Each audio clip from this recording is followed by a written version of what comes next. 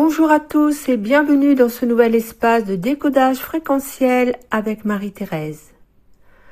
Aujourd'hui, nous allons plonger au cœur de l'un des pièges les plus subtils de l'ego et de la codépendance affective, le profil du sauveur, que j'ai bien connu moi-même. Vous vous reconnaissez peut-être comme quelqu'un de profondément empathique, toujours prêt à porter le monde sur vos épaules, à anticiper les besoins des autres, à vouloir réparer les cœurs brisés ou redresser les situations chaotiques.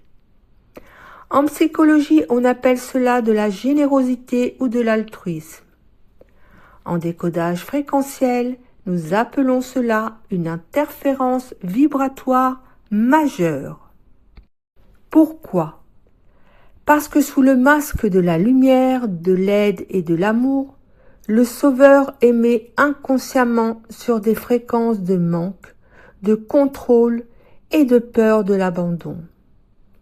Mais derrière cette posture se cache souvent quelque chose de plus profond encore, une mémoire émotionnelle et parfois même des programmations d'âme qui poussent l'être à croire qu'il doit sauver, réparer ou porter les autres pour mériter l'amour, exister ou se sentir en sécurité.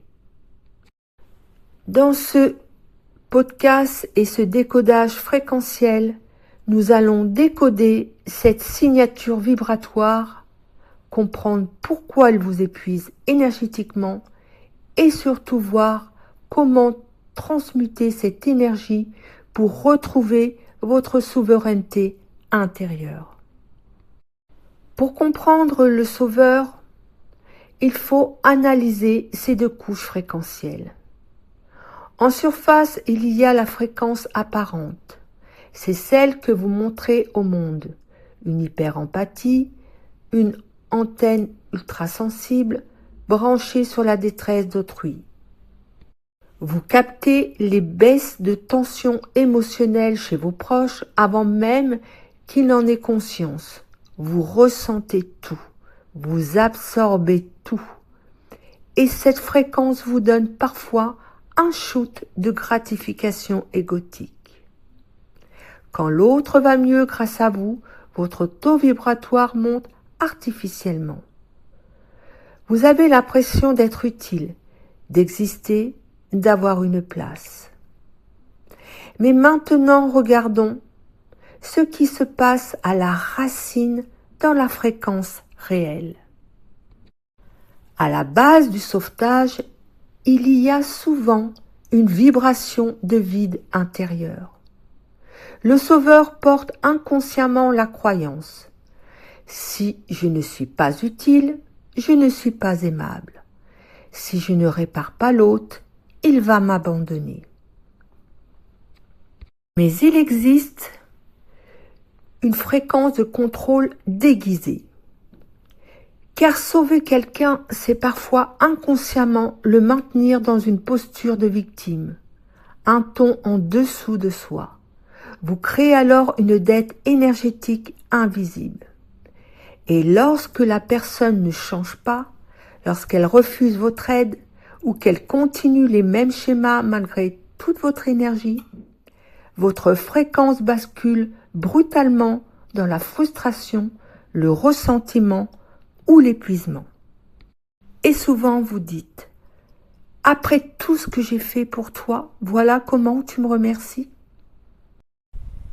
Mais il existe une couche encore plus profonde à décoder, car derrière certaines dynamiques de sauvetage, il y a aussi des programmations d'âme inconscientes, des expériences que chaque être traverse pour provoquer des prises de conscience, des libérations et une évolution intérieure. Certaines âmes viennent expérimenter l'abandon, d'autres la dépendance affective, d'autres encore le rejet, l'humiliation ou le besoin d'être indispensable pour mériter l'amour. Et parfois, le sauveur interfère avec ce processus d'évolution, en voulant empêcher la douleur, l'inconfort, la chute il coupe l'autre de certaines leçons que son âme était venue expérimenter pour évoluer en conscience. Toutes les âmes ne sont pas venues pour être sauvées. Certaines sont venues se réveiller à travers leur propre expérience. Et c'est là que le véritable basculement fréquentiel commence. Lorsque vous comprenez qu'aimer quelqu'un ne signifie pas porter sa destinée à sa place. Pour cela, je vous propose 3 clés de la transmutation fréquentielle. Car comment sort-on de cette boucle vibratoire pour basculer vers une fréquence d'accompagnement saine et souveraine? Voici 3 clés vibratoires à intégrer dès aujourd'hui si vous le souhaitez. La clé 1, passer de l'intrusion à la présence neutre. Chaque fois que vous ressentez l'impulsion de réparer une situation, stoppez le réflexe. Ne projetez plus votre énergie dans l'aura de l'autre. Revenez d'abord dans votre corps. Respirez. Ancrez-vous. Pratiquez ensuite l'écoute témoin. Observez la souffrance sans chercher immédiatement à la résoudre. Car votre stabilité fréquentielle est 1000 fois plus puissante que vos conseils donnés dans l'urgence émotionnelle. Clé numéro 2. Restituer la responsabilité vibratoire. Visualisez que vous reprenez votre énergie et que vous laissez à l'autre la responsabilité sur son propre chemin. Vous n'aidez pas une âme en vivant ses leçons à sa place. En traitant quelqu'un comme incapable, vous nourrissez inconsciemment sa fréquence de victime. En le voyant comme conscient et capable, vous l'invitez énergétiquement à s'élever. Clé numéro 3. Nourrir l'auto-ancrage. Réorientez maintenant votre antenne énergétique vers vous-même. Toute l'énergie dépensée à sauver le monde peut devenir une énergie de reconstruction intérieure. Reconnectez-vous à vos besoins, à vos limites, à votre valeur propre. Et répétez cette vérité vibratoire si vous en ressentez le besoin. Ma valeur ne dépend pas de mon utilité. J'ai le droit d'exister simplement pour ce que je suis.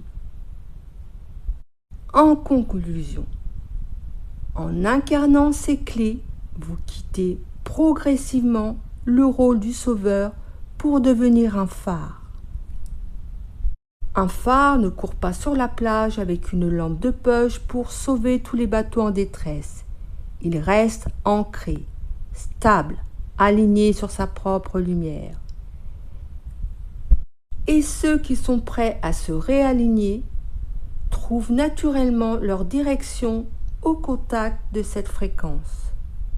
Le véritable éveil commence lorsque l'être cesse de vouloir contrôler l'évolution des autres et comprend que chaque âme porte déjà en elle son propre chemin de conscience. Là, ce podcast touche à sa fin.